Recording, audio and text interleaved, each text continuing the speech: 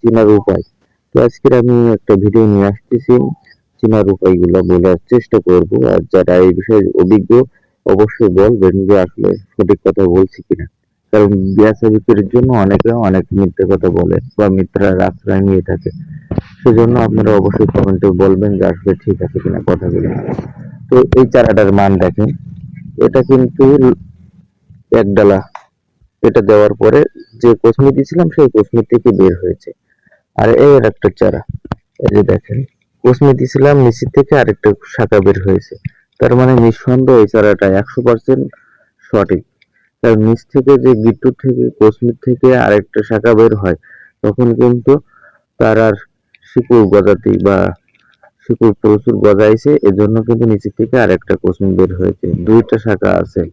যদি এটা না থাকতো তাহলে এটুক বের হতো। তার মানে এর সাপোর্ট কিন্তু দ্রুত, এর প্রচুর শিকড় গজায় গেছে। আরেকটা বিষয় বলি আপনাদেরকে, এর একটা চারা, এটা কিন্তু একেবারে নিচের থেকে একটা ছোট চোখ ছিল, সেই চোখের থেকে কিন্তু বের হয়েছে। এটাও অরিজিনাল খুব ভালো চারা হবে।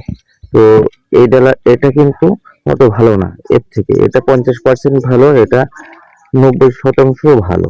এটা মাথায় রাখতে হবে অবশ্যই। এই যে দেখেন, এই যে একটা ডালা বের করেছে, প্রথমে এই ডালাটা পোতা ছিল বা রোপণ করা ছিল, পরবর্তীতে এই ডালাটা হয়েছে। তার মানে অনেক সুন্দর চারা কিন্তু এটা। এসব চারাগুলা মরার সম্ভাবনা 99% থাকে না। যারা বোঝে না তারা যদি ভালো চারাও দিয়ে তাও নষ্ট হয়ে যাবে বা মরে যাবে, এরকম বিষয় আর কি। তো এই একটা চারা কিন্তু দেখেন, এই একটা শাখা কিন্তু মরে গেছে। নিচে যে আপনার কচমি ছিল বা চোখ ছিল, সেই চোখের থেকে কিন্তু এটা হয়েছে, হওয়ার পরে কিন্তু এটা বের হয়েছে। তার মানে নিঃসন্দেহে কিন্তু এই চারাটা খুব ভালো চারা। যারা বোঝেন অবশ্যই কমেন্টে বলবেন। আর বিস্তারিত ভিডিও নিতে চাইলে বা কোন বিষয়ে ভিডিও বানাবো সেটা অবশ্যই বলবেন। আর যদি ভালো লেগে থাকে অবশ্যই লাইক সাবস্ক্রাইব করবেন এবং ভালো লাগলে শেয়ার করবেন।